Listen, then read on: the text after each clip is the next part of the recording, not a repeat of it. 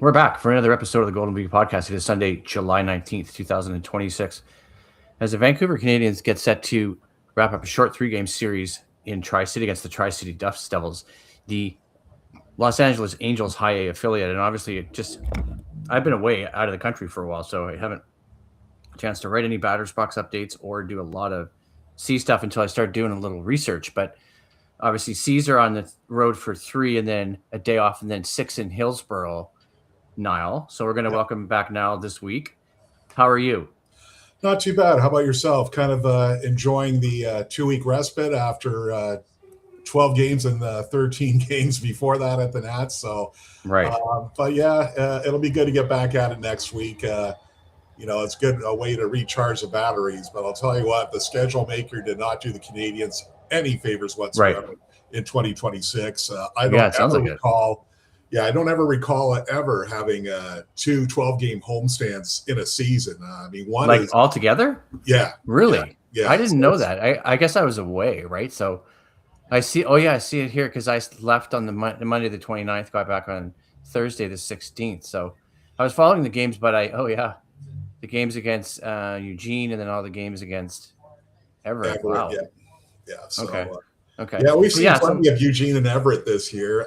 We're done with Everett as far as the NAC goes, and actually I think we're done with Eugene now. We're only down to 2 more teams as far as the regular season schedule goes. Spokane, who we have not seen so far in 2026 at the NAT. Of course, the Canadians have seen them there, I believe, at least a couple of times now. And the Tri-City Dust Devils, who we haven't seen, I believe, was back in April. So it's been a really weird schedule and, not a great one, really. I mean, having 2 12-game homestands, you like to kind of spread that out a little bit. I mean, it's 66 games, no matter how you add it up, it just kind of really clustered together for the Canadians here in 2026. But that's those are the cards you're dealt, and that's the hand we got to play. So. Yeah, so let's start with Saturday's win, obviously, because a name that jumps out to me, obviously, with the Iowa meat truck. Peyton Williams had a couple of really, I want to say awesome games, or really solid games. Friday and Saturday pulled some stats off Batter's Box. I'll drop them here in the chat. Jerry was covering for me. Jerry McDonald was covering for me while I was away, posting a weekly minor league update. Dad, who are you talking to? I'm talking to somebody on a podcast. Can you tell the guy what happened on our flight to London? I could, but let me finish this part, okay? No, just tell him, please. Okay, well, anyway, so just so Niall and our listeners know, we were in Scotland and England from June 29th to July 16th. And so one of the more interesting things that happened was on our flight on the 29th, on the way out of Calgary, we flew out in a thunderstorm. So that was... And we had a big claps of thunder and lightning. And we had 2 big claps of thunder right outside the plane as we took off. And the lightning. And the lightning, thank you. And the lightning. So... I'm a little. Yeah, I know. I mean, I'm a little out of sorts when it comes to minor league baseball. Like I sort of got caught back up, but that's why you're here now. So obviously, the Iowa meat truck is a familiar name. He's had a couple of good games this weekend, and he's back with the Canadians playing first base. Yeah, and he's kind of added some needed thump to the lineup. Maybe the power hasn't been as plentiful for the Iowa meat truck, though he's had a few home runs lately, but he's been stuck at 0 for quite a good bit. But I'll tell you what, Peyton Williams was really kind of the one who kind of kickstarted this 4-game winning streak. He came off the bench to deliver a big hit to lead to one of the 2 comeback victories against Everett last time the C's were at the Nat, and the C's were able to get a split against Everett. And kind of salvaged the homestand a little bit. Canadians finishing 6-6 on the 12-game homestand, which was, you would have liked to have seen a couple more wins. That Everett series was kind of weird. It looked like there was a couple of games the Canadians kind of had taken away from them, and then the C's fought right back and took a couple of games away from Everett. The last game on Sunday, Everett was up 7-0, so he kind of figured, okay, well, it looks like the Canadians, well, they're definitely going to have to wait still for their first series victory at Napoli Stadium in 2026, but it's kind of looking like a series loss, but instead turns out to be just a series split as the C's were able to rally and get the win to kind of salvage the homestand. But I mean, ideally, would have liked to have seen at least 8 or 9 wins. That's something the Canadians haven't done in 2026 is take advantage of Nat Bailey Stadium. Even kind of went back to last year. The Canadians just barely finished. I think it was 3 games over 500 at home. So they're not going to go anywhere in 2026 if they're still unable to find wins at home. And well, now that the Canadians have won 4 in a row, Tri-City and Hillsborough right now in the second half standings, they are the bottom 2 teams in the Northwest League for the second half. So this is kind of the Canadians' opportunity if they want to get back in this race and be up there. This is the time they have to make hay and then hopefully build some momentum when the Spokane Indians come to town, and Spokane and Everett right now battling for a top spot in the Northwest League. And Spokane, you look at the run differentials there. The fact that the Canadians have actually +1 in that run difference column, and Spokane. Yeah, I just pulled up the standings. It was one of my questions to you. So let's talk a little bit about standings. So we've got a bunch of other stuff to cover, but this is obviously the second half as it sits right now after the Seas had an absolutely, and we'll just show it here, miserable first half, right? I mean, I was at games April, May, and June, and I was watching, and I think you and I talked about, there it is. Right? 27-39 last in the Northwest League in the first half. Eugene was obviously spectacular in that first half with that record, but flip to the second half standings, we see Vancouver in 4th, but only 3 games back of a very familiar nemesis from 2023 and 2024, Spokane, right? Spokane Indians, right? So, I mean, by no means out of it yet, but that 4-game winning streak too, obviously a little bit of a thing that I found a little shocking. The victory makes the series winners for the first time since mid-April because they've taken 4 from Tri-City. Well, actually, they did take 2 out of 3 in Spokane to start the second half of the season. Sorry. I mean, but those are 3-game series victories, and which is great and all, but we need some 6-game series victories, and in a hurry. And the only one that's been the only time that's been accomplished was back in April against Spokane. So if there's ever a time, I mean, actually, I'd like to see it happen this coming week against Hillsborough, but you'd really like to see it happen at home for the first time against the Spokane Indians in late July. And of course, I think they have to set the tone on the Tuesday because, hey, it's Dog Day. So set the tone. That's what they have to do. If they can win on Dog Day, then I think good things are ahead. So, but seriously, they really do have to start making hay here. And if they can somehow pull out a victory in Tri-City and then do well in Hillsborough, then maybe postseason hopes are a little bit more realistic, and just hope Spokane and Everett can just kind of fall off a little bit, and we'll see what happens. It'll be interesting to see where the standings will look like once the Canadians return home July 28th against Spokane. Yeah, and let's we're going to talk a little bit about that because that's our next home game series at the Nat, but I had a couple of things to cover. Let's talk about Sunday night's game too, because obviously with this one, I was looking at last night's stats. How are we looking for the Seas potentially pulling this one out tonight?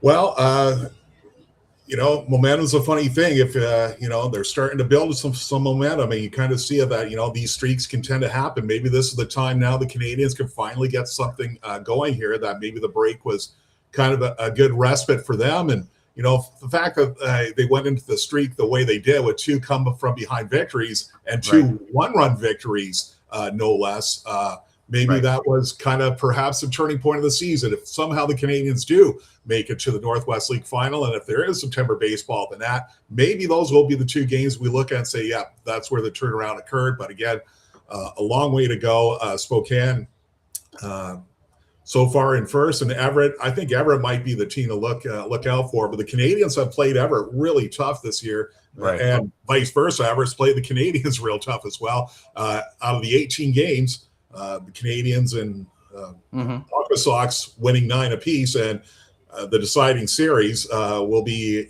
in early August at the formerly stadium known as Funko Field, now just back to Everett Memorial Stadium. Steve Willits, who is they changed it. What a great name and a great field.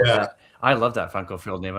It's back to Everett Memorial now, even though I'm told across the border. But But even though I'm told a big Funko statue is still there in right field behind the fence, so that's still there. So that's your trace of Funko field right there. But there's some big games coming up for the Canadians, and I mean, I know it's Captain Obvious, but they have to start winning. Maybe this is the time they can finally pile up some W's and maybe make that series an Everett really mean something next month. Yeah, and I just put some stuff from Tyler's press release. Tyler Zickel, obviously, the Canadians broadcast. And we're going to move to shift to that about the Canadians broadcast too, because I'm going to interject this quickly before we talk about tonight's game and then a little bit about Landon Marutis. But Sportsnet 650 is no more. Sportsnet 650 is the home of the Canadians. I look here and I see the C's broadcast network. So where am I going to get a Vancouver Canadians game? Because this is a question for me, because I'm always got 650 on the dial on my radio. Like I grew up with AM radio, right? And so I'm thinking, how do I get Canadians games? I can't get them in my car anymore. I don't think unless I run my smartphone. That's pretty much it. Yeah, the games are still available on CanadiansBaseball.com and also on ValleySports.com, but unfortunately, not over the radio anymore. So basically, you'll have to use if you're in the car, you'll have to use up some of your data plan to listen into some audio, which is unfortunate, shocking, and it's a sad state of affairs. I was away on. That's the way it is. Yeah, no, I was away on vacation, and I was like, oh wow, ugh, my goodness. All right, let's move to tonight's two, because then obviously Landon Marutis takes the ball opposite number 7 Angels prospect Chase Shores. What's the season been like for Landon Marutis? It started off really well. That's what I thought. I think his ERA was, I believe, just over 2. Then May and June, they're really tough months for him. He did get his first Northwest League win. Actually, that was a game in relief of Max Scherzer, and had his best outing in quite some time. But for him, it's been walks. And if he can just quit issuing the ball fours, I mean, the potential's still there. The stuff is definitely there with the mid-90s fastball, and he's got the tools. It's just been a matter of finding consistency. And hopefully, it's going to take some, maybe like a Landon Marutis, to really help the Canadians get back to their winning ways, because he was outstanding to start the year, but he's had a tough go of it. But hopefully, maybe this start will help him get back to, get back on the beam, so to speak. Right, because obviously, prospects and guys are moving up and down. One thing I grabbed out of last night's press release too, as well. I was just taking a quick peek at it, and we're going to talk a little bit about Jacob Sharp, because he was here a couple of years ago when I worked at the Nat. But obviously, Troy Guthrie, first start for him, 5 strong innings for him. Did a little research on Troy. He's a recent call-up, obviously, from Dunedin. So what do we know about Troy Guthrie? Well, I'm looking forward to seeing him on the homestand, but he was an 11th round pick by the Blue Jays last year, I believe it was. And that's what it says here. The years are running together for me here, but he was an 11th round pick. It happens. And pretty solid Northwest League debut. As you mentioned, 5 innings, 2 runs, and gave his team a chance to win, and that's exactly what they did. And so he's definitely, he had a really good start to the year with Dunedin. Wasn't sure if he was actually going to get called up. Actually, the call-up was unofficially announced last week, and that was finally made official after a media release by the Canadians. But, he wore number 27 yesterday, which was the old number worn by Austin Cates, for those keeping track. Austin Cates now at AA. But, it's good to see that, that's a big addition to the rotation there, considering when guys like Daniel Guerra are on the injured list, but he's recently returned to rehab. Connor O'Halloran, who you may remember from 2024, pitched like for a week in 2025, but that was on the road, very start of the year, and he never pitched at the Nat.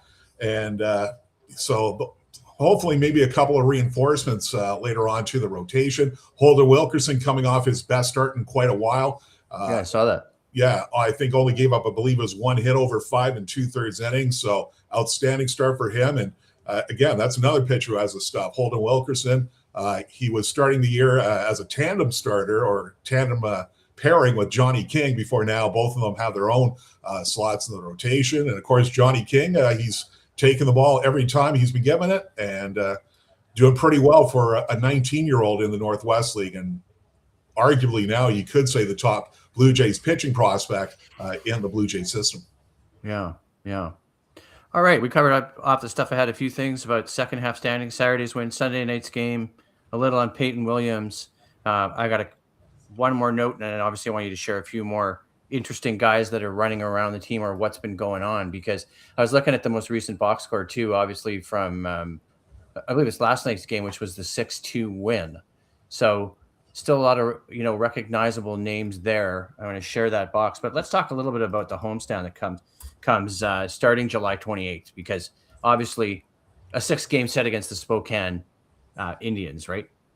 That's right. Well, it'd be really nice to be a 6-game sweep, and the Canadians have done that to Spokane before. Right. I believe it was 2023, the championship season. So it has been done, but right.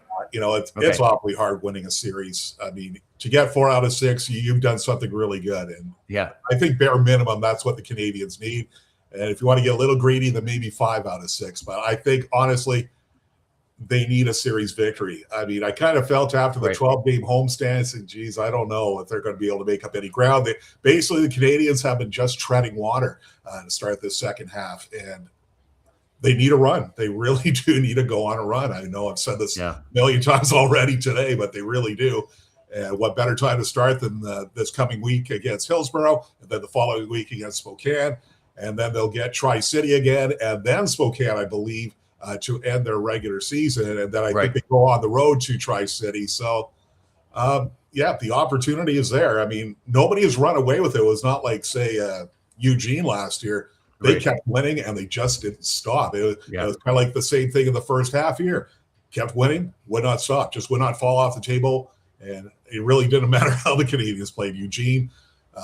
They were just too much to handle for everybody else, even though the Canadians played them pretty tough. But they seem to have their way with everybody else, and that's why they're going to the Northwest League Final for a second straight year, looking to atone for 2025 when they lost to Everett, which was a bit of a shocker considering the way Everett ended their season. They were struggling big time, but once the switch flicked, Everett was the winners. So, well, it's kind of like the season 2022 through 2024, right? And we talked about that last month in June, just about it wasn't anything against Jose Mayorga. It's just the way the players in the development cycle and the Blue Jays minor league system, the guys that were here too, like 4 years ago, under Brent LaValle, there was some great players there. Some guys that are now in the major leagues, guys like Addison Barger, guys like David Schneider. And so maybe we're just at that point now where some more guys are coming up. But let's look a little bit at this last box score, and then we'll wrap it up, because I want to talk a little bit more about this, because I'm a bit out of the loop, like I said. And so looking at some names here, we talked about Peyton Williams. Who else for you now is jumping out a little bit, or who's made a name for themselves in say the last month? Yeah, it was good to see Jacob Sharp break out. He went through a bit of a miserable slump. I think he went like 0 for 13 or 0 for 14 at one stretch, and he was around 300. His batting average was, and then I kind of sunk to about, I think it was the high 230s or low 240s. But nice 4 for 4 night. That'll do wonders for the batting average. So that's good to see him bounce back. He's had some really outstanding games. Certainly remember one which he had 3 consecutive doubles all down the left field line. So, I think that was kind of a big highlight for him. Peyton Williams, as we mentioned, supplying some thump. And again, he supplied that key pinch hit during the weekend against Everett. So kind of helped the Canadians get on this current win streak. A couple of names, Jake Casey just returning. He got hit by pitch in the hand, and that's what sidelined him after he began the season with the Canadians. But he's popped a couple of home runs over the fence at the Nats. So we'll see what the son of Sean Casey can do as he tries to recover from that. I mean, hand injuries take a while to get over for sure, and it's good to see at least some of the power is starting to return. Eric Snow, that's been a really nice surprise for the Canadians. He was called up, and actually, he's been posting even better numbers than he had with Dunedin to begin the year. And he's been in the middle of the infield, and he's come up with some big hits as well. The other player, Ryan Sprock, I believe his name is, he was just picked up in a trade for Tommy Nance. So he was from the Minnesota Twins system, and so he's made his debut, put up some nice numbers. He just got promoted to high A in the Twins system at the time of the trade, but he put up some nice numbers down in low A in the Minnesota system. So that's somebody else we'll look forward to seeing once the team does return home at the Nat. Tucker Tolman, he overcame a miserable slump, and he was hotter than a firecracker. Won Player of the Week award about a month ago now. Last time, not the last time, but the second last time the Everett Aqua Sox were here, batting over 600 and winning Player of the Week, and continuing to hold his own in his first full taste of high A baseball after he joined the club late last season. And Mathieu Valet, he's been doing well as well, batting over 300 from Quebec, St. Joseph de Lac, Quebec. So it's been nice to have him and Sam Shaw in the same outfield during the homestand. Unfortunately, Sam Shaw is from Victoria, BC. Yeah, that's right. Because I was going to ask you about Shaw because of, obviously it was a bit of a surprise that he was here this year playing for Vancouver. He was trying to recover from what was revealed as thoracic outlet syndrome. That's what I thought it was. Circulatory problem, I guess, around his shoulder. I'm not a medical doctor. That's right. I thought it was that. And I was trying to remember his name, and then you mentioned it. And Sam was playing during the last homestand, but then he sat out the last couple of games, and I said, okay, something's got to be up there. So hopefully he won't be out long term because he was supplying some power as well. Yeah, he was. He was. And so it's good to see him return and enjoying baseball again. So hopefully maybe we will see him back. I thought they put him on the DL during the last series. I thought maybe if they kind of got a few more days off, that maybe he would have been back this weekend. But it looks like his return has been put on hold. Hopefully he will be back by the time the team is back home against Spokane, if not back home when they visit Hillsborough this coming week. So, he's been another player who's been standing out. And Maddox Lotta, he's been pretty solid all year, defensively, second and short, and has come up with the occasional good hit for him, key moments for him. So, the talent is coming together. J.R. Freethy, who was probably in the slump of all slumps to start the year, his batting average was just barely over 100. Now it's up to 234. So, yeah, he really started the year in the gutter, but he's really solidified that leadoff spot now, and he's getting on base. He's doing what he's supposed to do out of the leadoff spot. So there's been some nice surprises as far as what's been on the Canadiens roster. So hopefully this is a sign of better things to come, and hopefully the Canadiens can make a good run for it and somehow win the second half title. All right, now this is great. Thanks, man. We'll catch up with you again in a month. We got up to speed on a lot of stuff I'd been missing on, and obviously I'm back writing Batters Box updates next week, so I'll be a little bit more in the know. But let's wrap it up there, and we'll talk to everyone soon. Okay, sounds good. Thanks a million for having me on, Ben. Thanks, Niall.